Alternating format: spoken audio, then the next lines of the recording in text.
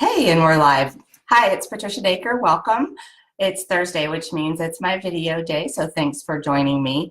If I sound a little nasally, it's because I am, and I've got a little bit of a head cold. It's that time of year, right? 'Tis the season. So I thought, since it was front of mind for me, that I would come on and talk a little bit about some tips and tricks and just a little bit about what the cold and flu are, and that might be helpful for many of you that might be watching. So first off, if you get a cold is a viral illness.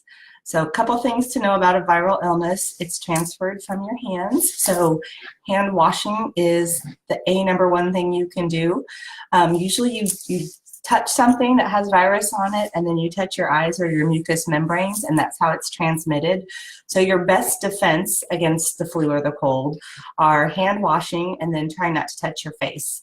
Easier said than done, I know, so focus really hard on the hand washing, especially in public places or when you touch doorknobs, things like that, where people are in and out and their hands might go to that.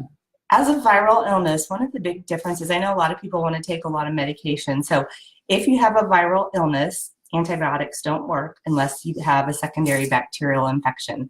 So a virus tends to move around. So if you're trying to tell the difference between what's a sinus infection and what is viral, when we think of a cold, a lot of times we get like the watery eyes, and then our nose will run, and it moves, right? It kind of progresses. It starts maybe with an achy feeling, but typically viral symptoms change, right? So you might feel a little achy, you might have a low-grade temperature, you might start getting a runny nose, your eyes are itchy, the next morning you wake up and your throat hurts, it moves to your chest, right? So when you think of viruses, they move, and they usually are maybe 7 to 10 days sometimes to work all the way through it. When you think of a bacterial infection, much like if you imagine getting a cut on your hand and bacteria got in that cut, there's going to be tenderness, swelling, pain in the area. So when you get a sinus infection, usually it doesn't move around, and there's pain and usually a higher fever. And usually that sinus infection sticks around. Your secretions with a viral illness, typically they're watery initially, but may become kind of darkened later. With a bacterial infection, they certainly and significantly are more thick and discolored. So probably the best thing is it moving? Is it changing? If so, it's probably a virus. Talked a little bit about hand washing. The best thing you can do is treat your symptoms. So don't shake people's hand. The elbow bump is great, or just tell them, I've been sick, I don't want to shake your hand. Make sure you're disposing of all your tissues and all that stuff, because that's spreading everywhere. Let's see what else. I think those are the big ones. So if you have diabetes, there's a couple other tips. So when your body is fighting an infection, be it viral or bacterial, you're expending additional energy, right? And so your body, in its natural state, like if we didn't have diabetes, your body is producing more glucose into your bloodstream, so your body has what it needs to fight the infection. So it's calling in the resources, if you will. And that's because it's producing cortisol, which stimulates your liver to dump more sugar into your bloodstream to help fight off the infection, which is great if you don't have diabetes. If you do, that means we tend to run higher blood sugars. There's not a lot you can do to prevent that. So a couple of words of warning. One is check your blood sugars more frequently. If you're not feeling well, check it at least 4 times a day just to understand where you're at. Are you getting too high? If you notice your numbers are running higher, then certainly correct with, and I'm going to have to wipe my nose, sorry. I've got the drippies. But if your numbers are higher, a couple things you can do. So if you're on insulin, you can use some sliding scale if you dose up if you need to.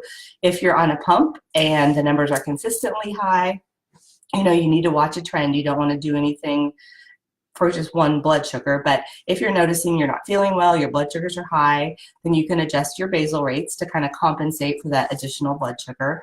All these need to be done under the guidance of your provider. So if you're on a pump, they should have told you this, but if you're not feeling well, it's probably a good idea to think about a temporary basal rate.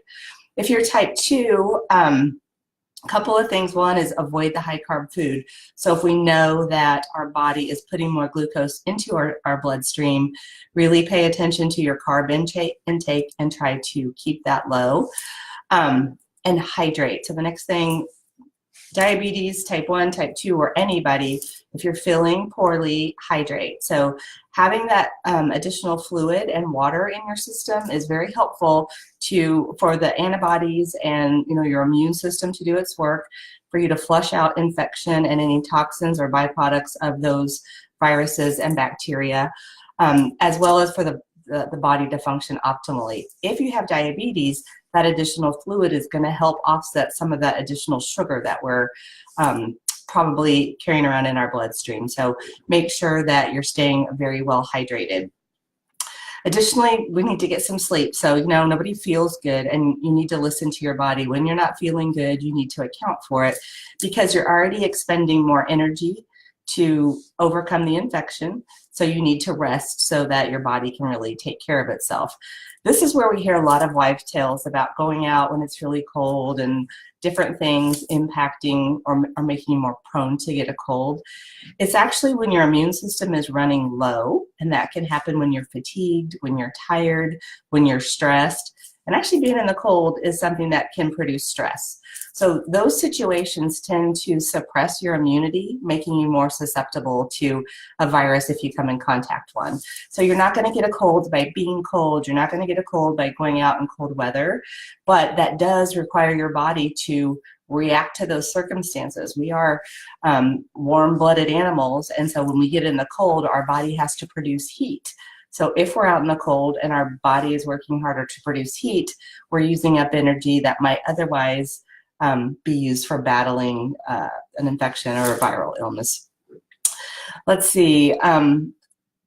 So on those things, just also conserve your energy, right? So because we're already fighting this viral illness and we don't feel well, we're going to be expending more fluids. We're going to be expending more energy. So resting is really, really important. These are probably days not to go lift weights and not to go run and walk and do a lot of crazy stuff, because it could backfire on you.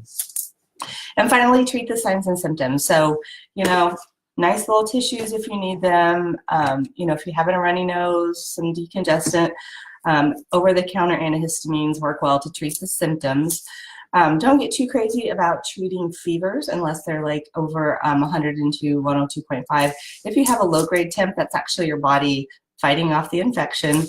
Please follow the advice of your doctor. If you have other immune diseases, HIV, something else where a fever for you may indicate something, please don't listen to what I'm saying. Follow what your doctor says. But as a general guideline, you might have a fever of 101, 101.5, and take some Tylenol. And try to ride it out. Most viral illnesses, if you treat the symptoms, you stay hydrated, and you manage your blood sugars well, they're going to run their course in 7 to 10 days. And so that's what I'm hoping for. So I fully anticipate that these watery eyes and my runny nose are going to kind of go into a sore throat, which I kind of already had. I don't really have a cough yet, but I bet I get one in a couple days, and then it will begin to resolve and run its course. And so my plan of care right now is doing extra blood sugar checks. If I notice a trend upward, I'm going to adjust my basal rates.